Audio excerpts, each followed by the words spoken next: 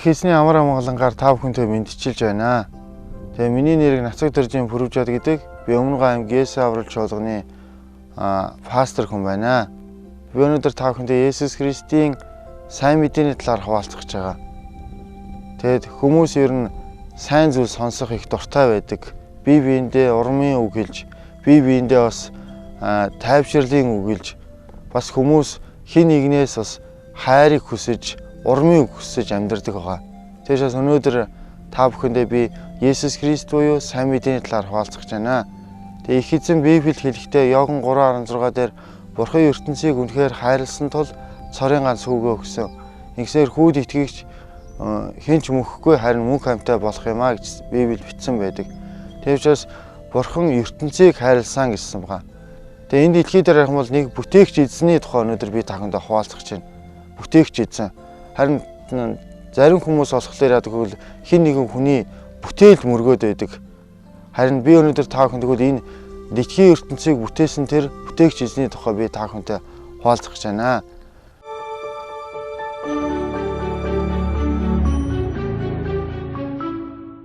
За Бурхан бол бүтээгч эзэн юм аа. Тэр их эзэн өөрийнх нь үгэнд хэлэхдээ түүний үг энэ дэлхийн ертөнцийг бүтээсэн байдаг. ертөнцийн эзэн маань 1 дахь, 2 дахь, 3 дахь, 4 дахь, 5 дахь өдрүүдийг бүтээсэн байгаа. Тэгээ 5 өдөр ертөнцийн эзэн яг байгаль дэлхий, уул ус, ургамал, амтэн, загас жарахай бүгдийг их эзэн 5 өдрийн дотор бүтээсэн байгаа. Тэгээд Бурхан ертөнцийг бүтээгээд түүнийг захирах нэг хүн хэрэгтэй байсан нь тэр хэмбэг бол 6 дахь өдөр ертөнцийн эзэн Адамыг бүтээсэн байгаа. Тэгээ их эзэн Адамыг бүтээгээд энэ газар дэлхийг захирах хэмээн Адамд айлцсан байгаа. Харин Адамд газар дэлхий байсан, Адамд эдем цэцэрлэг байсан, Адамд бүх зүйл байсан байгаа. Харин Адамд нэгэн туслагч байхгүй байсан байгаа. Харин их эзэн Библиэд түүнд нэгэн туслагчийг илгээсэн, тэр бол Ева байгаа. Тэгээд их эзэн Адамд Еваг хавирганаас нь авч Еваг бүтээгээд, эмэгтэй хүнийг бүтээгээд яг тэр цагаас ахуулан энэ дэлхий дээр гэр бүл бий болж, гэр бүл оршин тогтнох болсон байгаа. Яг энэ цагаас ахуулан Адам Ева хоёр нэгэн бий болж, их эзний өмнө үнэхээр нэгэн гэр бүл болж эдем цэцэрлэгт амьдарсан. Харин энэ үед амьдарч байхад нэгэн могоо Еватай уулзаад Ева дээр ирээд могоо Еваг туршиж, Еваг үнэхээр гим нүгэлд унгаахын тулд Ева дээр ирээд нэг зүйл асуудаг байгаа. Юу асуусан бэ гэвэл эдем цэцэрлэгт Адам Ева хоёрт хүрж болохгүй нэгэн мод байсан байгаа. Тэр модны жимснээс Еваг идэж болохгүй шүү гэж Адам Ева хоёрыг ертөнцийн эзэн захисан байгаа. Харин бусад модны жимснээс идэж болно. Ганц амийн модны жимснээс идэж болохгүй шүү гэж ертөнцийн эзэн Адам Ева хоёр захисан байгаа. Харин муу ёрын сүнс буюу муу ёрын сүнс сатан маань могоо болж залим ихтэйгээр Ева дээр ирээд Еваг мэхэлсэн байгаа. Ева чи энэ модны жимсээс идвэл чи бурхан шиг болно шүү дээ. Та хоёр энэ модны жимсээс идчихээч гэж Ева дээр ирээд могоо Еваг уруу татсан байгаа. Харин Ева яг энэ үед яаж ирсэн бол могооны үгэнд ороод Адам Ева өөрөө алюминий модны жимснээс идээд дараа нь Адамд өгдөг байгаа. Яг энэ цагаас ахуулан Адам Ева хоёр Бурханы үгэн дотор дуулуургүй байснаасаа болоод эдем цэцэрлэгээс хөөгддөг байгаа. Тэгээ яг энэ цагаас ахуулан яасан бэ гэвэл хүн төрлөختөн Бурханаас холдсон баг.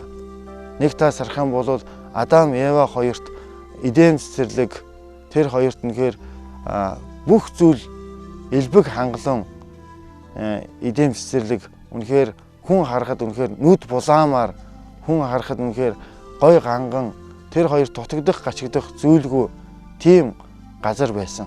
Харин тэгтээ Ева маань могооноос болоод тэр яасан бэ гэвэл могоо Ева дээр ирээд алимны жимс эднээс болоод Адам Ева хоёр маань Эдем цэцэрлэгээс хөөгдсөн байна. Энэ цагаас ахуулан яасан бэ гэвэл Адам Ева хоёр Бурхнаар захируулдаг байсан бол Эдем цэцэрлэгээс хөөгдснөөсөө болоод Адам Ева хоёр бие биенийгээ захирах болсон байна. Энэ цагаас ахуулан хүн төрлөختөн Бурхнаар өдөрдүүлэх биш, хүн төрлөختөн Бурхны бүтээл өөрийгөө өдөрдөх болсон. Өөрийгөө өдөрдөж явснаас хүн төрлөختөн гим нүгэл ундаж, хүн төрлөختөн өөрийгөө аврах ямар ч боломж найдваргүй болсон байгаа. Тэгээ гим нүгэл автагдсан. Эхлэл номдор харах юм бол хүн төрлөختөн бүрэн завхарваа гэж хэлсэн байна. Тэгээ хүн төрлөختөн гим нүгэл үлдэж завхарснаасаа болоод хүн өөртөө бурхан бий болгож дараа нь зүүдээрээ дамжуулж өглөө босоод зураад түүнийгээ бурхан болгон шүтэж хүн төрлөختөн худал хоормог шүтээнүүдийг бий болгож ирсэн байгаа. Энэ бол хүний бүтээл, хүний оюун ухааны бүтээл, хүний гарын бүтээл байгаа. Тэг хүн төрлөختөн өөрөө бурхан болгож, өөр зүйлийг бурхан болгон шүтснээсээ болоод хүн төрлөختөн гим нүгэлд автсан, бас завхралд автсан, бүр сүнсээр харанхуй болсон байгаа. Тэгэд хүн төрлөختний сүнслэг байдал маань үгүй болсон байгаа. Харин энэ зүйлийг ертөнцийг эзэн харахтаа энэ дэлхий дээр Есүс Христийг илгээсэн байгаа.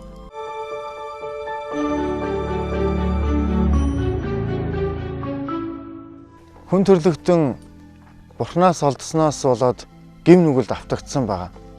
Тэгээ гим нүгэл гэдэг маань юу гэвэл хүмүүсийн бодлоор бол гим нүгэл гэвэл хүн алж хулгай хийх, тийм ээ, худал ярих, энэ бол гим нүгэл гэж үзээд байдаг.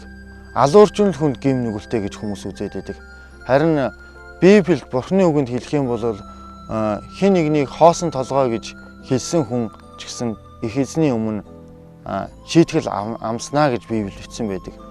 Их эзэн Библиэд хэлэхдээ зөвхт хүн ганц ч алгаа гэж хэлсэн байдаг. Тэгээ энэ дэлхий дээр зөвхт төгс ариун хүн гэж хизээч байхгүй. Энэ дэлхий дээр бүх хүн гим нүгэлтэй гэж их эзэн Библиэд хэлсэн байдаг. Тийм учраас хүн оюун бодлороо ч гэсэн, зүртгэлээрээ ч гэсэн санаатай болоод санамсаргүйгээр гим нүгэл үлддэг. Би санамсаргүйгээр гим нүгэл үлдчихлээ гэж хүмүүс тэгж хэлээд байдаг. Зарим хүмүүс тэр бол гим нүгэл биш. Гим нүгэл гэдэг чинь бол хүн алсан хүн чинь гим нүгэлтэн шүү дээ. Худлаа ярьсан хүн чинь гим нүгэлтэн шүү дээ. Хин нэг хүнийг зодож, хин нэг хүнийг дээрлэхсэн бол тэр бол гим нүгэл гэж хүмүүс үзээд байдаг. Харин их эзэн Библиэд бол гим нүглийг юу гэвэл хин нэгэн хүнийг чи өөрийн адил хайрлаж чадахгүй байвал тэр бол чи бол их эзний өмнө гим нүгэл үлдэж байна гэж Библиэр бичсэн байдаг. Тийм учраас Библиэд их эзэн хэлэхдээ энэ дэлхий дээр төгс ариун гим зөнгөө хүн гэж энэ дэлхий дээр байхгүй.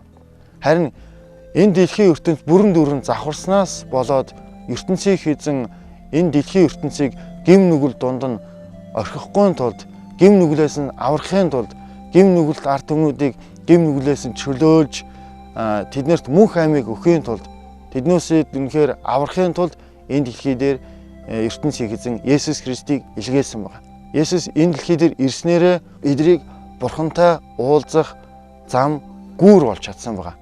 Нөгөө талаас харах юм бол Есүс Христ энэ дэлхий дээр ирснээрээ бидний бүх гим нүглүүдийг бүгдийг цагаатгаж, бидний бүх гим нүглүүдийг уучлсан байна. Тэгээ Библиэд харах юм бол их эзэн Есүс Юудэ Бэтлехэм хотод Есүс мэндэлсэн байна. Тэгээд Бэтлехэм хотод Мари гэж нэг эмэгтэй байсан. Тэгээ сүй тавьсан Йосеф гэж залуутай Мари байсан. Тэгээ нэг өдөр Тэнгэр элч Мари дээр ирээд Мари бүү чи удахгүй хевлийдээ үртэй болно гэсэн байдаг. Маригийн хувьд бол би онгоо хатал яаж энэ болох вүлээ гэж Мари Тэнгэр элчэд хандхад Тэнгэр элч чи удахгүй ариун сүнсээр хүүтэй болно гэж Библиэд бичсэн байдаг. Тэгвэл Есүсийн төрөлт хүний төрөлт хоёр ондоо. Есүс бол ариун сүнсээр төрсөн ба.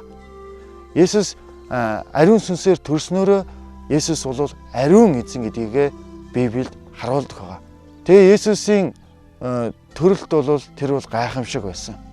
Есүс энэ дэлхий дээр хүүхэд байхдаа ч гэсэн тэр үнэхээр бусад хүүхдүүдээс ондоо хүүхэд байсан байна. Тэр мэдлэг, мэрэгэн ухаанаар дүүрэн, тэр үнэхээр ариун сүнсээр удирдуулсан, тэр үнэхээр тухайн нийгэмд, тухайн байгаа газартаа жинхэнэ бусад хүмүүсүүдийг байлдан дагуулж, бусдуудыг Бурхны үгээр урамшуулж, зоригжуулж, үнэхээр жинхэнэ тэр нийгмийг өөрчлөн шинчилсэн тэр гайхамшигтай их эзэн байсан. Тэгээ Есүсийн амьдралыг харах юм бол Есүс их эзэн тухайн үед хинч эдгэж чаддаггүй байсан уйман өвчнийг бас Есүс чөтгөрч өгүүлсэн хүүхдийг ч гэсэн Есүс эдгэж байсан байгаа. Тэгээ Библиэд харах юм бол нэгэн ээжийн хүүхэд нь нас барчаад оршуулгаа явж байхад нь Есүс оршуулган дээр очиод шарлийнх нь хайрцаган дээр нь гар тавиад тэр үхсэн хүүгч гэсэн Есүс эдгэж байсан байгаа. Тэгээ Есүс ч гэсэн бүр хоёр сохор Бартоломайг ч гэсэн тэр Есүс өөрийнхөө үгээрээ тэр хоёрын итгэлээр дамжуулж Есүс хоёр сохор Бартоломайг ч гэсэн хараа оруулж байсан байгаа. Есүс тухайн үед үнэхээр гайхамшиг үйлдэж байхад зарим хүмүүс нь Есүсийг амен хэмээн хүлээж авч байсан. Харин зарим хүмүүс нь Есүс атаархаж байсан. Энэ Израилийн хаан болж магадгүй, энэ Юудэчүүдийн хаан болж магадгүй гэж зарим хүмүүс нь Есүст атаархаж байсан. Зарим хүмүүс Есүсийн гайхамшигыг харахтаа түүнд итгэж, түүнийг дагаж, түүний үгэн дотор дуулууртай захирагдаж байсан байна. Тэгвэл тухайн үеийн амьдарч байсан эрх баригчид, тухайн үед амьдарч байсан Израилийн хаан Понти Пилат болоод тухайн үед Израилийг удирдах байсан эрх баригч нар Есүст атаархаж, Есүсийг барьж авч, шоронд хорж, Есүсийг барьж авч загалмайд совдлогдъё гэж тэд нар яатсан байг бол тэгж бүгдээрээ зөвлөлөөр ярилцаад Есүсийг загалмайд совдлохоор болдог байгаа. Харин Есүс ч гэсэн загалмайд совлогдохынхаа өмнө ч гэсэн Есүс их эзний өмнөрөө залбирдаг байгаа. Аваа, энэ аягийг надаас зайлуулаач гэж. Харин зөвхөн их эзэм нь миний хүслээр биш, өөрийн хүслээр болооч гэж Есүс эцэг рүүгээ хандан залбирж байсан. Харин их эзэн Есүс ч гэсэн эцсийн орой Есүс 12 дагалдагчтайгаа тойрч суугаад Есүс 12 дагалдагчийн хөлийг угаадаг байгаа. Есүс 12 дагалдагчийн хөлийг угааж явахдаа ч гэсэн Петрийг 3 удаа урвна гэж Есүс мэдчихсэн. Искариотосын Юдасыг ч гэсэн 30 мөнгөн зоосоор Есүсийг худалдсныг ч гэсэн Есүс мэдэж байсан ч Есүс тэр хоёрыг хайрлаад, тэр хоёрыг уучлаад Есүс тэр хоёрын хөлийг угаасан байгаа. Тэгвэл Есүс ч гэсэн Библиэд харах юм бол гэм нүгэл үлдэж байсан ч, Есүсээс урвж байсан ч, тэр Юдасыг Есүсийг би Есүсийн дагалдагч бишээ, би Есүсийг мэдэхгүй гэж зөрж байсан Петрийг ч гэсэн харахтаа Есүс тэр хоёрын гэм нүглийг ч гэсэн бас уучлсан. Тэр хоёрыг байгаагаар нь л хайрлсан байна. Их эзэн бас Библиэд харах юм бол хүн төрлөختний гэм нүглүүдийг бүгдийг Есүс загалмай дээр уучлсан байна. Есүс загалмай дээр зэвтэй 3 хадаасаар хадагдаж байхдаа Есүс үххээхээ өмнө Аава, энэ юугаач мэдэхгүй байгаа энэ хүмүүсүүдийн гэм нүглүүдийг уучлаач гэж Есүс загалмай дээр хүн төрлөختөн миний болоод та бидний бүх гэм нүглүүдийг уучлсан. Тэгээд Есүс загалмай дээр үхээд тэр 3 хоногийн дотор дахин амьдсан байгаа. Түүний амьлалт бол амьлалтаар дамжуулж их эзэн биднэрт нэгэн гайхамшигтай зүйлийг эзэн биднэрт харуулсан. Энэ юу гэвэл Есүс Христ итгэгч хүмүүс бид үхээд дахин амьдрах болно. Харин Есүс Христийг хүлээж авахгүй байгаа хүний хувьд бол таны хувьд бол үхээд та там руу явах болно. Харин Христ итгэгч биднээс хувьд бол Христ итгэгч бид нар үхсэн ч Есүс Христээр очиод бидний сүнс дахин төрдөг юм аа. Тэр юу гэвэл Есүс Христ их эзэн маань үхээд дахин амьснараа тэр нэгдүгээр сатааны хаанчлалыг нуруу унгаасан байна. Сатааны хаанчлалыг нуруу унгаасан. Хоёрдугаар Есүс Христ миний бүх гэм нүглүүдийг уучлан өршөөсөн. Их эзэн дахин амьдлснараа дамжуулаад хүн төрлөختөн бид нар үхэх ёстой ялтан байсан бол харин Есүс Христ бидний бүх гэмнүүлэгдэг учраас бид өнөөдөр Есүстэй хамт мөнхийн улсад орох боломжтой болсон байгаа. Нэг талаас харах юм бол Есүс сатаны хаанчийг нуруу унаагаад бидэрт мөнх аймыг өгсөн юм аа. Тийм учраас өнөөдөр та бүхэн Есүс Христийг зүрхтгэлдээ уран оруулвал та бүхэнд их эзэн та бүхний амьдралд орж ирэх болно. Ишлэл номон дээр их эзэн Библи илчил номон дээр их эзэн хэлсэн байдаг. Хаалгыг чинь тогтсож байгаа нэгний дууг сонсоод хаалга зүрхтгэлийнхээ хаалгыг нээвэл би чамтай хамт хооллож би чамтай хамт байх болно гэсэн байдаг. Их эзэн өнөөдөрсөн биднээс зүрхтгэлийн хаалгыг үргэлж тогтсдог.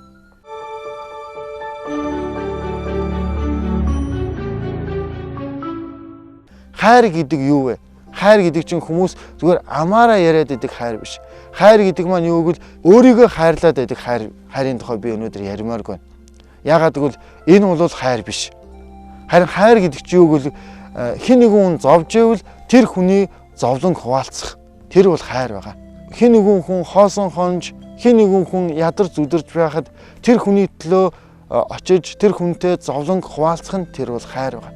Яг үүнтэй адилхан ч гэсэн ертөнцийн эзэн бидний хайрлаад зогсохгүйгээр биднээсийг өөрийн хайртай хүүхэд болгон сонгон дуудаж авсан байгаа. Тийм учраас өнөөдөр би та бүхнийг үнэхээр жинхэнэ Есүс Христийг үнэхээр жинхэнэ амьдралдаа оруулж тэр Бурхны хайрыг та бүхнийг хүлээж аваасаа хүсэж байна. Их эзэн таны амьдралд орохыг хүсэж байна аханд үсэ. Тийм учраас Есүс их эзнийг та бүхэн өөрийнхөө амьдралдаа аврагчаа хэмээн хүлээж аваасаа хүсэж байна. Ром номын 10:10 дээр хүн зүрхэндээ итгэн зөвхт байдал хурж амаараа хүлээн зөвшөөрөл авралт хүрнэ гэсэн байна. Тэгвэл энэ дэлхий дээр аврал хаанаас ирэх вэ? Аврал бол Есүс Христэд итгэснээрээ аврал ирэх болно ахын гэсэн. Энэ дэлхий дээр аврал гэж байхгүй. Үйлс номын 4-р бүлэг дээр их эзэн Библи хэлэхдээ энэ дэлхий дээр бол цор ганц авралын тухай ярьсан байна. Тэр аврал бол энэ дэлхий дээр бол бид нар авралыг хайгаад олохгүй. Энэ дэлхий дээр бол хэн нэгэн хүнийг аврах тэр арга зам бол энэ дэлхий дээр байдгүй байгаа. Энэ дэлхий дээр бол зүгээр л Бурхны бүтээсэн хүн төрлөختөн амьдардаг байгаа. Тийм учраас энэ дэлхий дээр байгаа хүн төрлөختнийг аврах цорын ганц эзэн болвол тэр бол Есүс Христ байгаа ахын гэсэн. Тийм учраас та бүхэн Есүс Христийг өөрийнхөө амьдралдаа уран оруулаасаа хүсэж байна.